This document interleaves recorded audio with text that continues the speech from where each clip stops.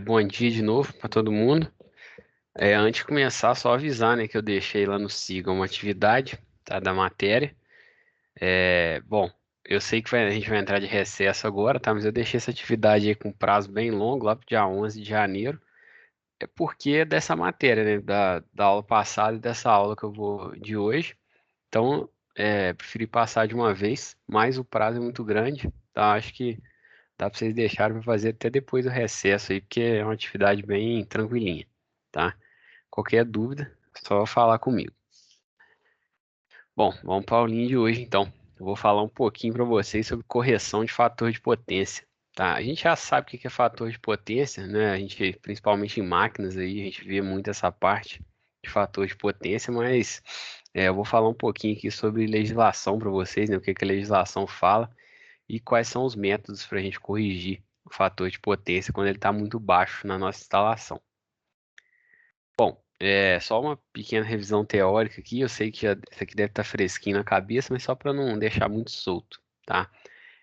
Primeiro, é definir o que é potência complexa, né? Em circuitos de corrente alternada, a gente tem potência complexa, tem parte real e imaginária, ou tem potência ativa e reativa. Potência ativa é o P, né, que é o que realmente realiza trabalho, a potência que a gente vai conseguir converter de elétrica para mecânica, ou de elétrica para calor, ou para potência luminosa, enfim. É a potência que realmente a gente vai converter no trabalho que a gente quer realizar com aquele equipamento elétrico. Bom, e a potência reativa, que pode ser indutiva ou capacitiva, né, pode ser positiva ou negativa aqui nesse triângulo de potência, ela está relacionada aos campos magnéticos e campos elétricos que a gente tem em alguns equipamentos, né, nos indutores e nos capacitores. A gente precisa, né, de energia reativa para a gente alimentar esses campos e ela não realiza trabalho, a gente fica só trocando energia do nosso sistema com a rede, mas ela é necessária, né, para o funcionamento aí dos motores, porque a gente precisa do campo magnético. Qualquer equipamento eletrônico aí que tem capacitor, a gente precisa alimentar o campo elétrico deles. Enfim, é inevitável a gente ter potência reativa no sistema de corrente alternada. Bom, o que que é o ruim aqui da potência reativa? Ela não realiza trabalho, porém ela vai aumentar a corrente. Tá? Aí, quanto maior a corrente, maior as perdas na linha, maior as perdas no caminho que a energia tem para chegar até o meu equipamento final, né? Até o local de uso final dela. Bom, e fazendo esse comparativo aqui que eu sempre faço, né, da tulipa de chope com potência aparente, potência ativa e reativa, potência ativa seria aqui o líquido, tá? A potência reativa seria a espuma, que só ocupa espaço no copo. E a potência aparente seria o total, né? Seria o valor aí do recipiente. Bom, para a gente calcular a potência ativa e reativa, basta a gente saber tensão e corrente, tá? Sempre valor eficaz, e o ângulo entre a tensão e a corrente. Se a gente multiplicar aqui pelo cosseno do ângulo, potência ativa. Multiplicar pelo seno do ângulo, potência reativa. E a gente define aqui também o fator de potência, né, que é justamente aí o assunto da aula de hoje, que é um parâmetro que a gente utiliza para quantificar a quantidade de potência reativa que a gente tem no nosso sistema.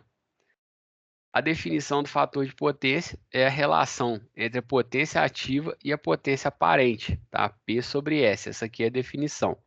Num circuito de corrente alternada, onde eu tenho tensões e correntes senoidais, o fator de potência também vai ser o cosseno de θ, tá? O cosseno desse ângulo entre tensão e corrente. Se for um circuito que não é senoidal, isso aqui nem sempre o cosseno nem sempre é verdade. Mas a potência ativa sobre a potência aparente sempre é garantido que ele vai me dar o fator de potência correto. Bom, quais são os equipamentos, né, que são os vilões para consumir muita potência reativa? Bom, o primeiro são os motores de indução, que é o que a gente está vendo lá em máquinas nesse momento, né? Motor de indução é uma carga indutiva, né? A gente viu lá no circuito equivalente, a gente tem várias indutâncias nesse motor. Se tem indutor, ele vai consumir potência reativa, eu vou ter um fator de potência atrasado. E não tem como eu evitar isso. Eu preciso da potência reativa para alimentar o campo magnético aqui e fazer o motor funcionar. Bom, mesma coisa no transformador, né? O transformador tem bobinas, cada uma tem uma indutância aí, né? Já que são enrolamentos, né, de cobre em torno do núcleo magnético.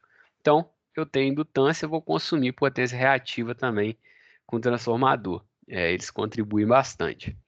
Bom, outros equipamentos aí, não existem só esses, tá? Tem mais, mas reatores de lâmpada fluorescente e drivers de LED também fazem com que as lâmpadas aí, não a lâmpada em si, né, o reator que aciona ela, vai acabar consumindo potência reativa também. Vai ter um fator de potência baixo. Vai contribuir para isso. Bom, como que a gente faz então para corrigir o fator de potência? Tá? Se eu começo a ter muita carga indutiva no meu sistema, meu fator de potência vai cair. O ideal é que ele seja unitário, né? Eu vou ter uma carga que vai consumir a menor corrente possível, só aquela corrente mesmo que ele precisa para realizar trabalho. Como que eu faço para aumentar o meu fator de potência, para ele chegar mais perto de 1? Eu tenho diferentes opções, tá, para isso. A mais simples e a mais popular é utilizar bancos de capacitores, como esse aqui da foto ao lado, tá? Eu posso utilizar capacitores porque se as minhas cargas indutivas que estão abaixando meu fator de potência, elas estão consumindo potência reativa, o capacitor ele faz o contrário, ele fornece potência reativa. Então, a partir do momento que eu conecto aqui um banco de capacitores, ao invés da rede elétrica fornecer essa potência reativa, quem vai fornecer ela vão ser os capacitores. Ou seja, os capacitores vão ficar trocando essa potência com todas as cargas indutivas que eu tiver no sistema, tá? Bom, é a opção mais simples, tá? É a opção que tem o menor custo e vocês estão vendo aqui que tem alguns equipamentos junto com os capacitores. Isso aqui é simplesmente aqui um circuito de acionamento, tá? Contatoras ou alguma proteção também, tem um disjuntor aqui, mas isso aqui é simplesmente para proteger é, esse banco de capacitores e dá para automatizar aqui a operação deles também com essas contadoras, né? Contatoras. Eu não preciso ficar lá ir lá ficar botando a mão para ligar e desligar meus capacitores. Bom, tem outras duas opções também para corrigir o fator de potência, tá? Uma delas são os condensadores síncronos, que nada mais são do que motores síncronos que eu conecto no meu sistema. O motor síncrono, diferente do motor de indução, eu consigo ajustar, né, a corrente de campo dele, a corrente do rotor, e ajustar a tensão interna. Dessa forma, eu consigo é, estabelecer ali se o meu motor vai fornecer ou vai consumir potência reativa, tá? Isso independente da carga que ele está alimentando, da carga mecânica, ou seja, ele vai demandar uma potência ativa da rede para tocar a carga mecânica e eu consigo controlar ali quanto de potência reativa ele vai consumir ou vai fornecer para a rede, controlando o circuito do rotor. E o motor aí que a gente não alimenta carga mecânica nenhuma, que a gente utiliza simplesmente para fornecer potência reativa para a rede, a gente dá esse nome especial aqui de condensador síncrono, tá? É um motor síncrono que opera sem carga mecânica nenhuma. Bom, e a última opção são os compensadores estáticos. A ideia dele é a mesma coisa do compensador síncrono, só que eu não tenho uma máquina, tá? Eu não tenho um motor. Aqui eu vou ter um circuito eletrônico, tá? Com chaves semicondutoras, do tipo um transistor, né? Que eu vou chavear um capacitor ou um banco de capacitores e eu vou conseguir fazer essa correção de fator de potência de uma maneira muito mais eficiente e eu vou conseguir controlar também, fazer um ajuste fino aí para eu conseguir compensar potência reativa de acordo com as mudanças que a carga sofre, né, durante a operação.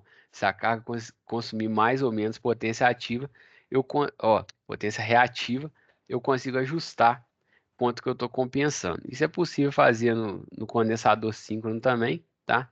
Mas com o Staticon, o compensador estático, isso é feito de maneira muito mais eficiente, porque como ele não tem uma máquina rotativa, né, não tem um motor, tem só chaves, a eficiência do equipamento é muito grande.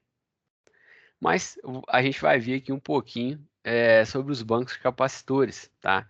É a solução mais simples e a mais barata. Então, em sistemas menores, a gente sempre utiliza bancos de capacitor, porque o Statcon e o condensador síncrono são equipamentos muito caros, tá? Então, só justifica a aplicação deles se for num sistema maior.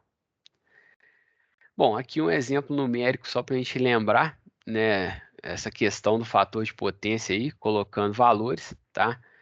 A gente tem um motor de indução que consome 80 kW, fator de potência 0,8 atrasado.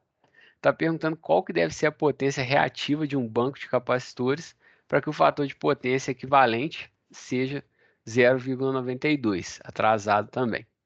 Bom, se eu tiver o motor operando sem banco de capacitores, o motor operando sozinho lá, eu sei que ele consome 80 kW e tem um fator de potência 0,8 atrasado.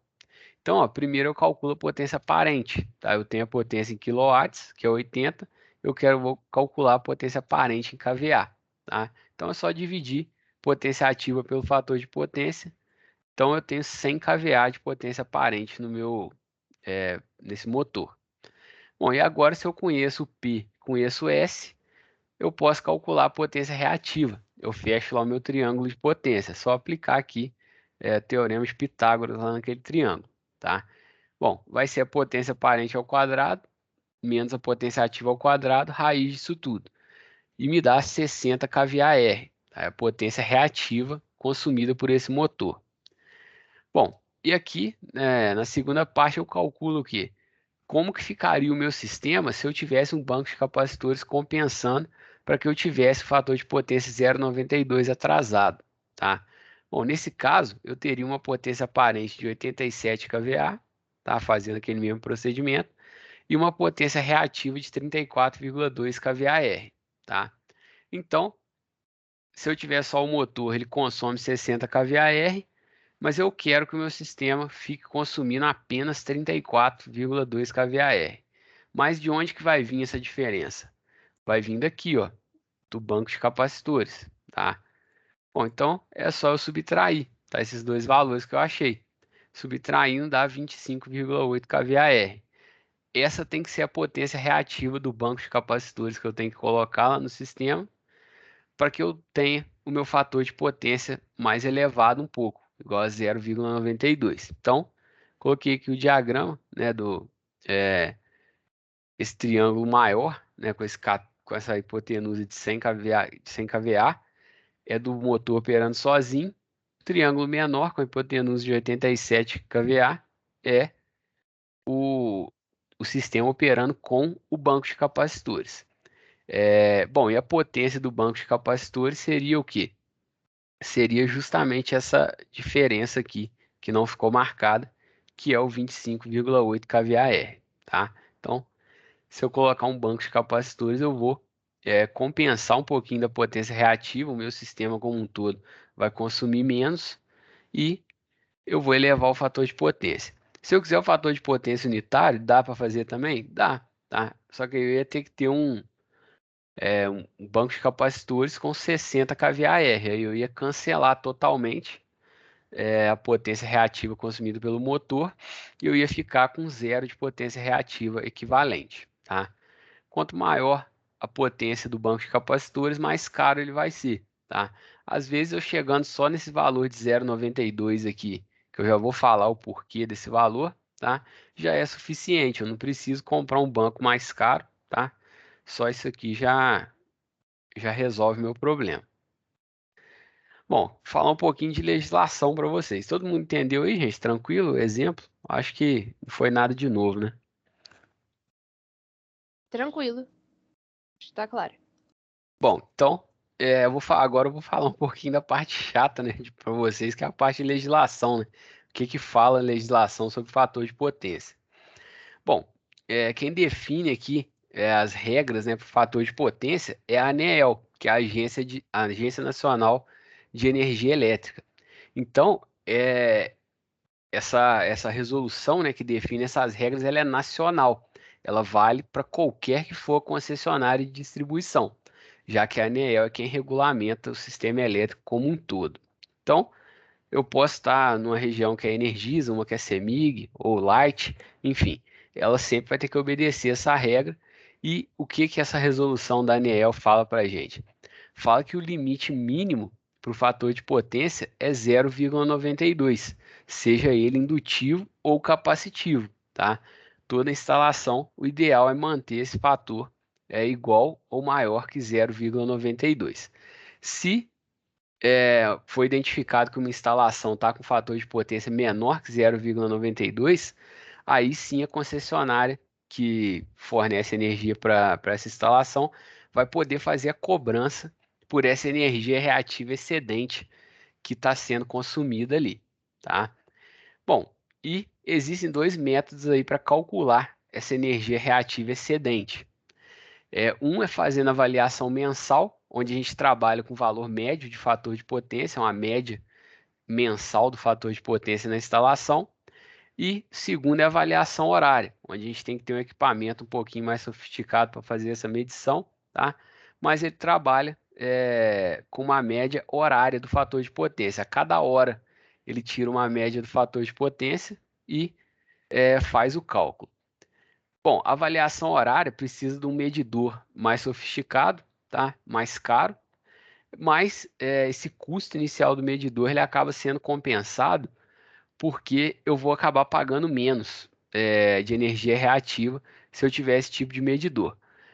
Isso aí muito em função dele não considerar 30 dias no mês com aquele fator de potência médio. Se eu pensar numa indústria que final de semana fica fechada, né?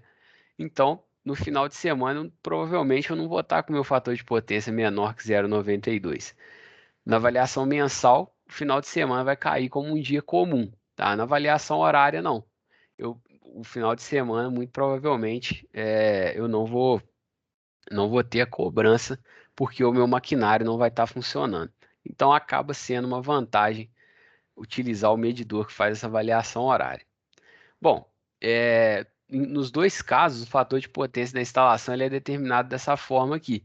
Eu tenho que conhecer a medição de kVAR hora, tá? Que o medidor de energia reativa me fornece, e o quilowatt-hora. Esse aqui, o próprio relógio de luz lá, né? A nossa caixa de medição, igual que a gente tem na nossa casa, fala para a gente quantos quilowatt-hora a gente consumiu, né? Durante o mês. Bom, o medidor de energia reativa é muito parecido, gente. A ideia dele é a mesma, só que em vez dele medir potência ativa, ele mede potência reativa, tá?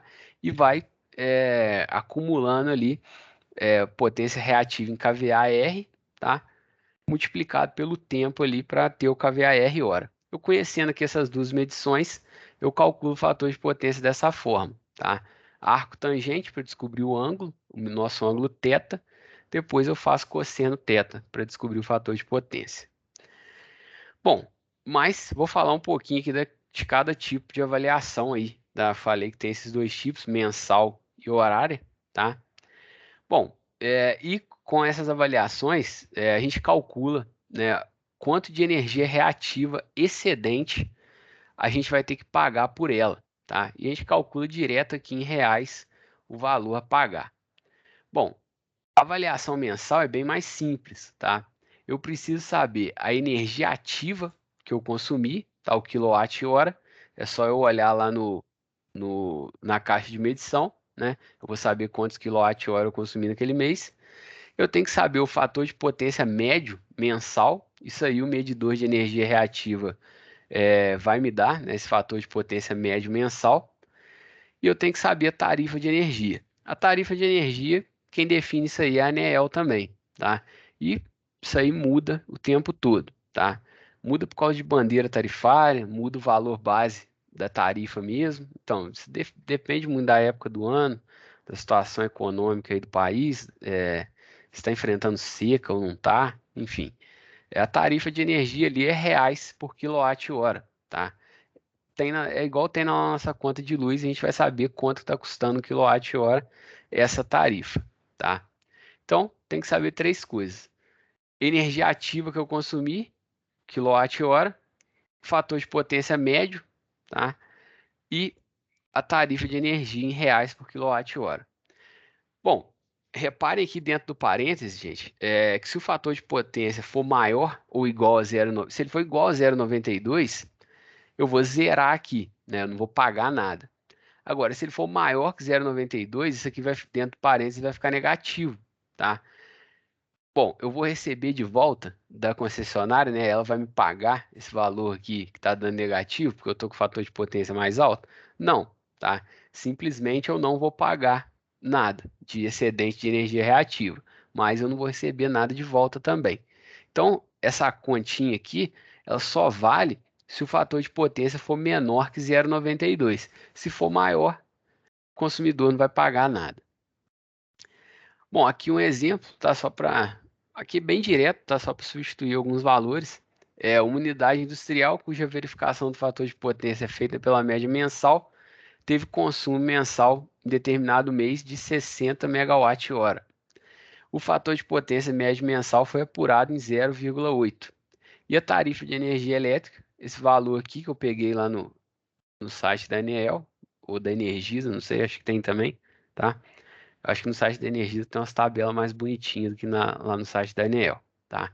Cerca de 67 centavos o quilowatt-hora. Bom, consumimos 60 megawatt-hora, então 60 mil quilowatt-hora. Sempre colocar na unidade correta aqui, tá? Fator de potência 0,8, está menor que 0,92, então a gente vai pagar por ele. A tarifa está aqui, tá? Bom, fazendo a continha dá R$ 6.020,55. Isso aqui é o que eu vou ter que pagar além da minha conta de energia, além da potência ativa que eu consumi nesse mês, tá? A potência ativa, gente, seria multiplicar 60 megawatt-hora por essa tarifa aqui. Então, só vou fazer essa continha só para falar o valor. 66.895. Isso dá 40 mil reais essa conta de energia, tá? Então, nessa instalação aqui, consumindo 60 megawatt-hora, eu já pagaria 40 mil reais, tá? Isso aí não tem como fugir. Isso aí é a potência ativa que eu estou consumindo. Agora, porque o meu fator de potência está muito baixo, está igual a 0,8, eu ainda vou pagar 6 mil reais a mais aí de bobeira, porque eu não corrigi meu fator de potência. Então, é um custo bem alto aqui, é uma instalação industrial que já tem uma conta de energia muito alta, vai pagar ainda mais se ela não corrigir o fator de potência. Se ela não quiser ficar pagando isso aqui todo mês, o que que ela faz? Bota um banco de capacitores, tá? 6 mil reais, dependendo aqui, você quase paga aqui o seu banco de capacitores, tá? Aqui seria, deixa eu ver de quantos kVAR seria. 60 sobre 0,8 dá 75. Ah, tá. 75 quadrado menos 60 ao quadrado. Raiz disso aí, 45, não, 45 mega VAR, não, aí 6 mil não dá para comprar não, tá? Mas em um ano é capaz de dar para comprar aí o que você ia economizar em um ano, você acaba pagando o banco de capacitores, tá? Ou menos que um ano, talvez. Então, esse aqui é o grande problema de você ficar pagando excedente de energia reativa. É infinito. Isso aí não vai acabar, você vai pagar todo mês. Enquanto você não corrigir, você vai pagando todo mês, isso aí só vai acumulando. Se você comprar um banco de capacitores para corrigir o fator de potência, vai colocar o banco de capacitores, ele vai corrigir seu fator de potência, você vai pagar por esse banco uma vez só. Claro, tem uma manutenção ali envolvida, mas é muito pouca. Então você vai pagar uma vez só e vai deixar de pagar esse excedente de energia reativa. Bom, o segundo método, então, é a avaliação horária. Eu tenho que corrigir aqui, eu não sei porque que tem um Z aqui no meio de avaliação. Tem um monte de lugar aqui que está errado assim. Bom, avaliação horária, a continha é muito parecida, gente. Só que a gente tem que fazer a continha de hora em hora. Então, por isso que tem um somatório aqui, ó, de T igual a 1 até 24. Por quê? O dia tem 24 horas, né? Isso aqui vale para um dia inteiro. Para o mês inteiro, esse somatório vai muito além de 24, né? Vai as horas todas do mês. Bom, eu tenho que saber o que aqui? A energia ativa, né, que eu consumi durante aquela uma hora. Isso aqui em quilowatt-hora também, tá? Bom, aqui está em reais, tá errado aqui, tá? Isso aqui seria só quilowatt-hora, não tem o reais aqui não. Bom, eu tenho que saber o fator de potência medido ali naquela hora, né? Um fator de potência médio também, só que não a média mensal igual o outro. Esse aqui é diferente, é a média horária. Então, eu posso até pegar uma medição isolada do fator de potência naquela hora, porque dificilmente ele vai variar durante aquela hora. Ou então eu posso medir ele 4 vezes, de 15 em 15 minutos, somar e dividir por 4, fazer uma média aritmética mesmo, tá? Mas durante uma hora ele provavelmente vai variar muito menos do que ao longo de um mês inteiro, tá? Tem que saber a tarifa de energia elétrica. Vocês estão vendo que dentro aqui do parênteses do somatório a equação é a mesma, né? Só que dentro de uma hora eu vou consumir menos energia e o fator de potência tem que ser a média daquela hora. Tem que fazer esse somatório, não tem jeito. Bom, e um exemplo aqui para mostrar para vocês o que seria a gente calcular aqui durante um dia, tá? É, o excedente de potência reativa. Bom, aqui a gente tem também consumo aqui de uma unidade industrial, tá? A medição do consumo de potência ativa está nesse primeiro gráfico, tá em quilowatt-hora.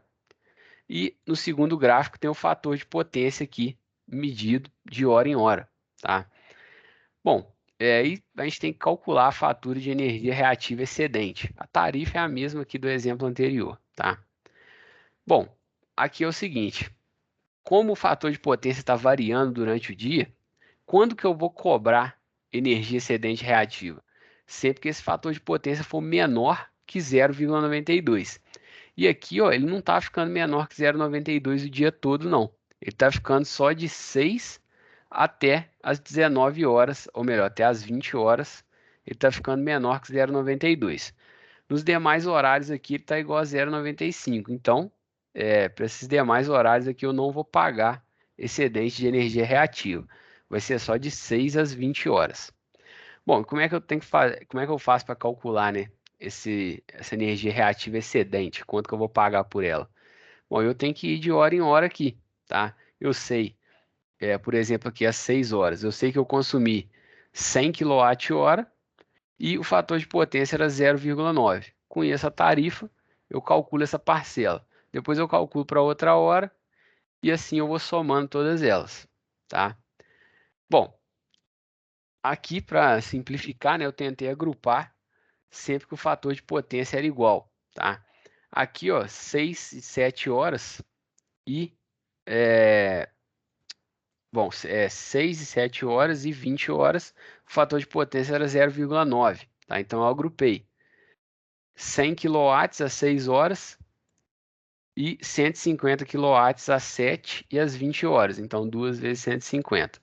Fator de potência 0,9, tá? Essa aqui é a nossa primeira parcela.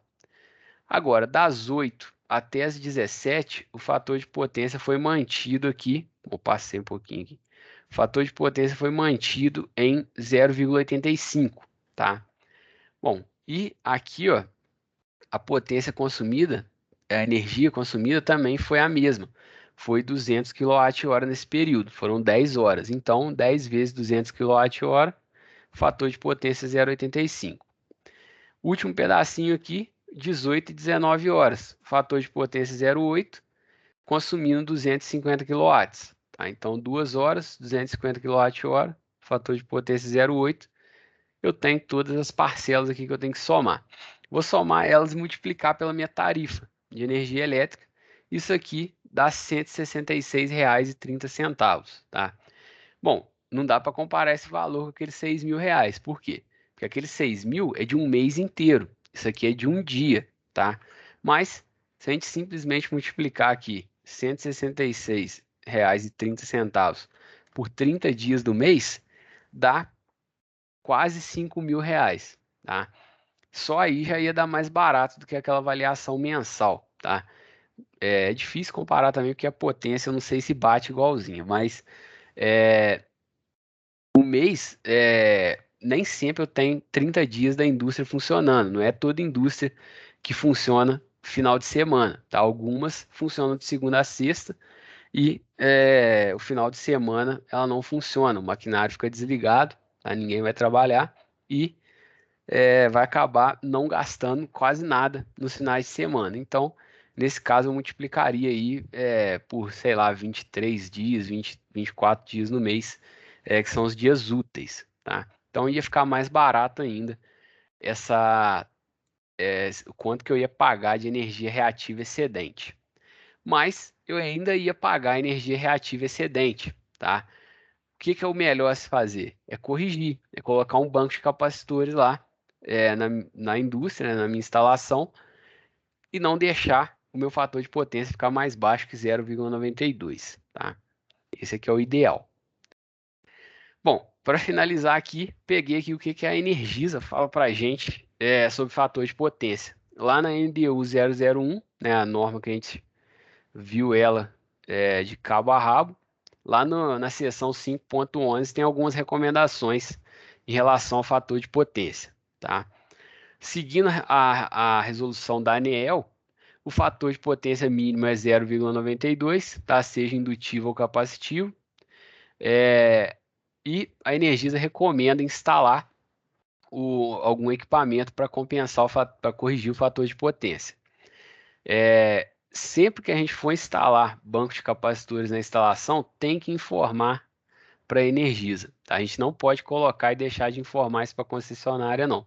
Tem que ser informada, ela tem que saber onde é que tem um banco de capacitores conectado no sistema de distribuição dela. Bom, sempre, ela frisa bem que sempre que for menor que 0,92 vai ter faturamento desse consumo de energia reativa, tá? Então, baixou de 0,92 vai vir na conta. O medidor tem que ser medidor de energia ativa e reativa. Bom, e ela fala aqui que a utilização de capacitores é a solução mais adequada para os clientes que são atendidos em baixa tensão, tá? Recomenda a instalação dos capacitores sempre junto às cargas, né? Geralmente junto aos motores ou próximo dos transformadores, ou do transformador, se for um único, que é o mais recomendado. E a forma de acionamento desses capacitores fica a critério aí do cliente, tá? Se vai ser automatizado, se vai ter contatora, se vai ser chave manual, enfim. Isso aí fica a critério do cliente. Quando é automatizado é melhor. Por quê? Se eu pensar numa indústria que funciona só no horário comercial, em dias úteis, o que que vai acontecer? Quando eu ligar meu maquinário, ligar meus motores, e o transformador começar a funcionar também, se tiver, eu vou consumir muita potência reativa. Eu vou ligar meu banco de capacitores para compensar essa potência reativa e elevar o meu fator de potência. Aí a minha operação vai ficar correta. Se chegar no final do expediente, eu desligar o meu maquinário todo e deixar o banco de capacitores ligado, o que que vai acontecer? Meu fator de potência vai ficar capacitivo, tá? Vai ficar adiantado. E ele pode baixar de 0,92 adiantado. Vai ser cobrado da mesma forma, tá? Então, se eu desliguei meu maquinário, eu tenho que desligar o banco de capacitores também. Se ele for automatizado, é melhor, porque aí ninguém vai esquecer de desligar ele, né? Ele vai desligar automaticamente no horário que eu programar, certo?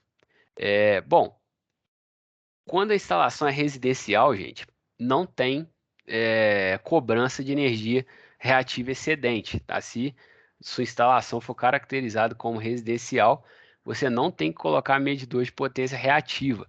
Você pode fazer, se você fizer uma medição na sua casa, o fator de potência estiver menor que 0,92, não se preocupem que não vai ser cobrado isso aí não, tá? Se for residencial, não tem a legislação não permite fazer a cobrança.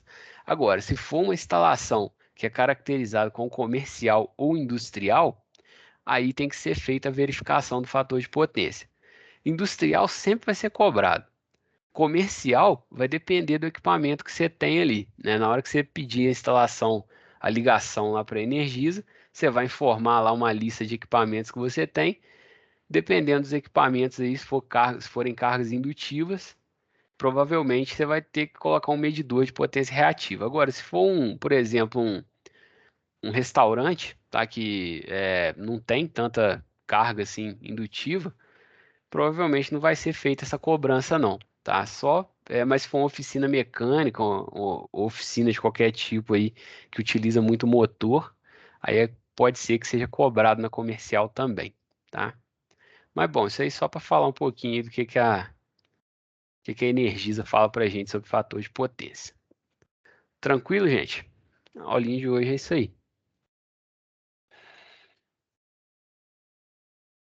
Tranquilo.